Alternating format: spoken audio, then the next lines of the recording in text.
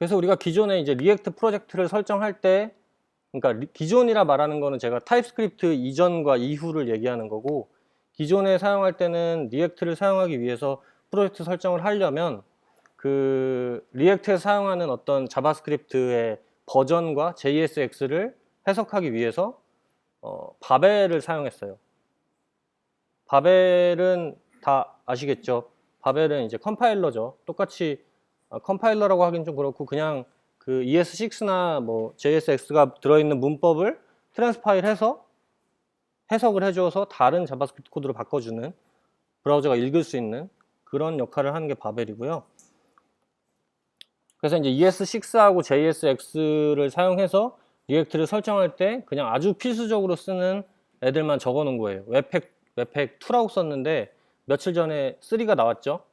네, 3까지 볼 시간은 없었어요. 네, 웹팩2가 나왔고 이제 테스트를 위해 서버 테스트를 위해서 웹팩 데브 서버를 같이 넣는 거고, 이제 로더가 중요하죠. 로더가 이제 웹팩이라는 게 어떤 그 파일을, 자바스크립트 파일 JSX가 들어있는 리액트 컴포넌트를 작성한 파일을 읽어다가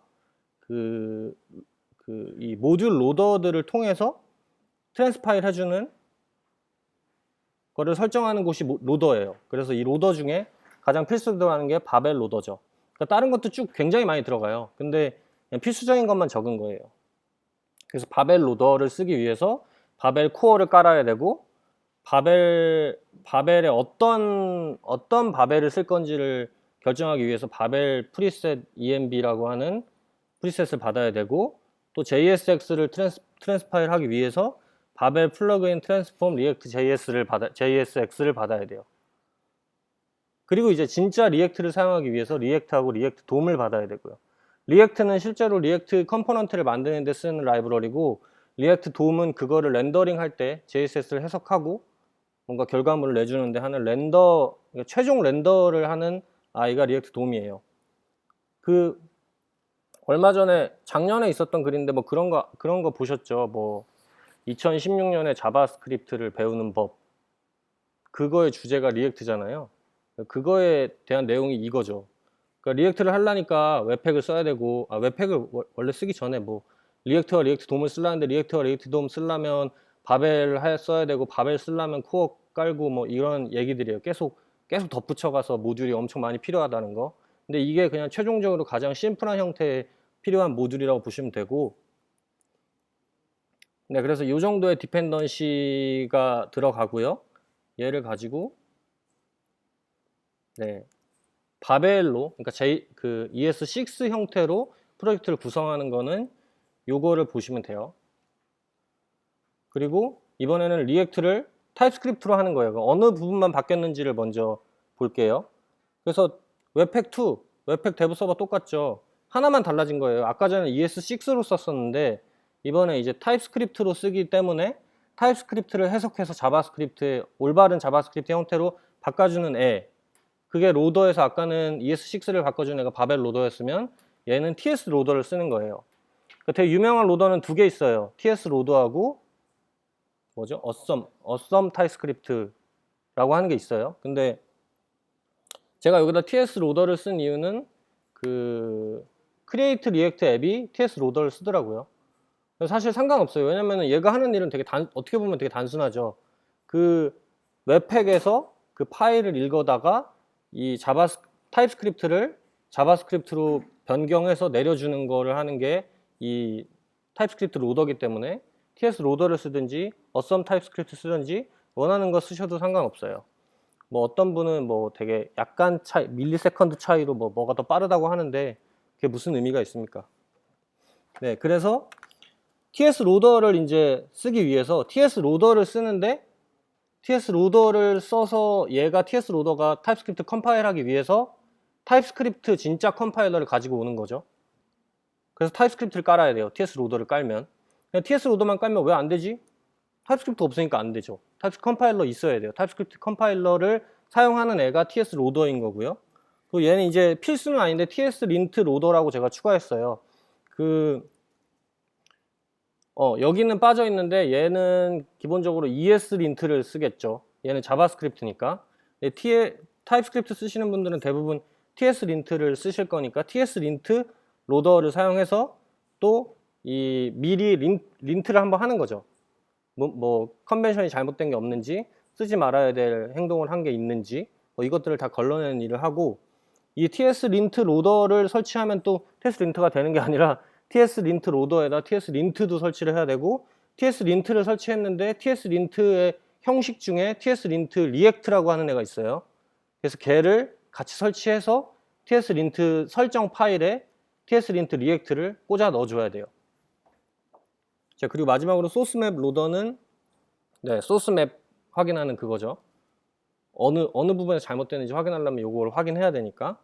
그리고 이제 리액트와 리액트 돔을 설치하는데 어떤 패키지는 리액트하고 리액트 돔을 어떤 패키지는 A라는 패키지를 사용하면 그 안에 index.d.ts가 들어있는 케이스가 있어요. 요즘에 그게 유행입니다. 근데 그런 애들은 골뱅이 타입스에서 리액트나 이런 걸 A나 뭐 이런 걸 설치할 필요가 없는데, 리액트는 그런 게 아니에요. 그래서 얘의 타입 데피니션을 설치해 줘야 돼요. 그래서 뭐 npmi 골뱅이 타입스 리액트 돔을 설치해서 데피니션 파일을 읽어오는 과정을 거쳐야 됩니다.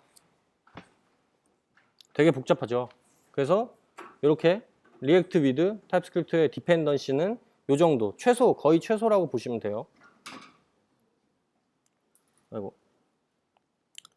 그래서 이렇게 한 다음에 이 webpack.config.js 파일에다가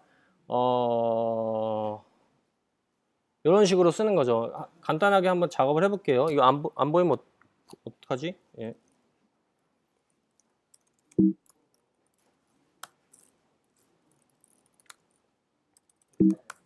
안 잘리죠? 네. 오늘을 위해 폴더를 하나 만들게요.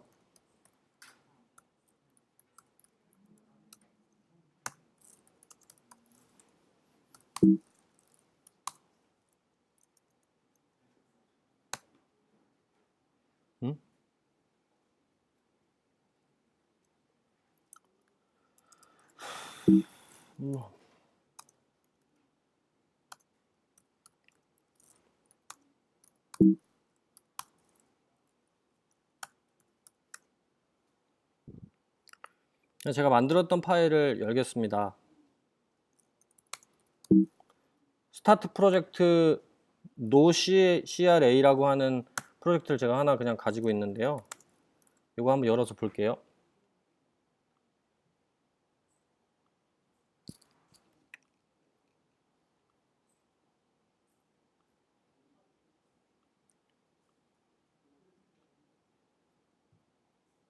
프로젝트 구조만 먼저 보면 src라고 하는 폴더 안에 소스 파일 작업을 할 거예요. 그래서 요 파일 안에서 작업을 하는 거죠. 그래서 index.tsx가 메인이 될 거고, 그리고 컴포넌트를 만드는 곳을 컴포넌트라고 하는 폴더 안에다가 app.tsx 뭐 여러 가지를 넣겠죠. 요 폴더 구조는 src 안에서 어떻게 하는지는 뭐 여러분의 마음입니다. 어쨌든 src라고 하는 애를 기준으로 얘를 컴파일 하면은 웹팩을 통해서 컴파일이 TS 로더를 통해서 컴파일된 결과물이 요 디스트에 들어갈 거예요. 그래서 그 webpack.config.js 파일을 보면 엔트리 파일이 src 안에 있는 아까 제가 메인이라고 불렀던 index.tsx 파일이 될 거고, 아웃풋은 디스트라고 하는 폴더를 지정한 거죠.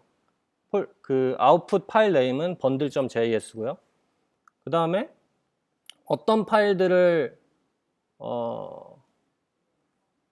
웹팩에서 해석할 건지 그 파일 확장자를 적어주는 부분이고요. 그 다음에 요 모듈 부분에 모듈이 제가 3개를 넣어놓은 거예요. 하나는 TS 로더, 하나는 TS 린트 로더, 또 하나는 소스맵 로더. 이렇게 3개를 뭐 확장자와 어떤 상황에서 할 건지를 적절히 넣어주고, 데브 서버의 환경을 설정을 적당히 해주면 이 상태에서 이제 그 컴파일을 하게 되면은 요 디스트 파일 폴더로 들어가거나 아니면 웹팩 데브 서버를 실행하면 되겠죠. 그래서 tsconfig.js를 써주고, 이제 타입스크립트를 공부하신 분은 아시겠지만은 여기다 ts 로더만 써주면 얘가 어떻게 컴파일 되는지 알 수가 없잖아요. 그래서 tsconfig.js를 넣어줘야 돼요. 제이슨을. 그래서 여기도 뭐 그 타입스크립트 닥스에 가시면은 리액트 사용할 때 어떻게 한다는 그냥 그 정도의 내용만 넣은 거예요. 되게 필수적인 최소의 내용만 넣은 거죠. 살펴보면 어느 파일에 컴파일 될 것이냐, 그리고 뭐 모듈은 어떤 거 쓸 것이냐, 라이브러리를 어떻게 쓸 거고, 타겟을 어떻게 할 것이냐. 요거는 타입스크립트 그 홈페이지 가시면 이렇게 하라고 대충 써 있어요. 최소예요. 요것만 가지고 처리가 되는 요즘에는 그렇게 처리하진 않아요. 그리고 tsLint, 아까 tsLint 로더 쓴다고 했잖아요. tsLint 로더 쓰면은 얘가 tsLint를 돌리는 거잖아요. tsLint를 돌릴 때 어떤 규칙에 맞게 린트를 처리해 줄 건지를 tslint.json 파일에 적어줘요. 그래서 tslint.json에 이렇게 이런 형식으로 쓰는데 extens라고 하는 프로퍼티가 있죠. 이 extens라고 하는 거는 뭐 이름 그대로 상속받는 거예요. 어떤 애를? 아까 설치한 tslint react를. 그럼 여기에 리액트에 관련된 린트 내용들이 쭉 들어오는 거예요. 그리고 추가적으로 룰을 몇 개 더 적어주는 거죠. 이렇게 하면 이제 만약에 소스 중에 로그를 콘솔.로그를 쓰면은 뭐 에러 나고 뭐 이런 거를 처리해 주는 거고요. 그렇게 해서 패키지.json에 스크립트에다가 스타트라고 적어 놓으면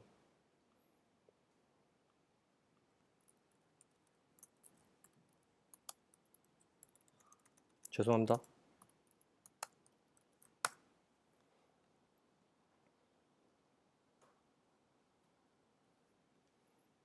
얘는 이제 웹팩 데브 서버가 돌아가고 있겠죠.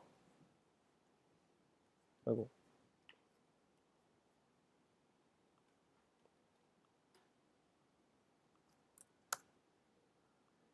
네, 이거 제일 많이 쓰는 헬로 월드. 네. 이렇게 해서 그냥 최소 세팅하는 거예요. 그 다음에 이제 여기다가 뭐 우리가 하고 싶은 거를 막 바꾸는 거죠. 컴포넌트 안에서. 왜냐면 나머지를 만질 일이 없잖아요. 세팅 다 해놨으니까. 이 상태에서 뭐 헬로 월드 아니고 뭐 느낌표 막 이렇게 해주면은 얘가 자동으로 읽어서 막 이렇게 해주죠. 이렇게 개발하는 거예요. 막 여기까지만 해도 꽤 복잡한데 사실은 이것보다 훨씬 더 복잡한 내용들이 많이 남아있는 거죠. 뭐냐면은 막 여기다가 나는 CSS를 안 쓸 거야. 뭐 그러면 이제 여러 가지를 막 갖다 꽂아야 될 거 아니에요. 그럼 굉장히 덩어리가 커집니다. 그리고 이제 개발 모드에서 돌릴 때랑 프로덕션 모드에서 돌릴 때랑 막 정신없이 막 추가되기 시작하면서 웹팩은 누더기가 되기 시작을 해요. 웹팩에 기능이 되게 많잖아요.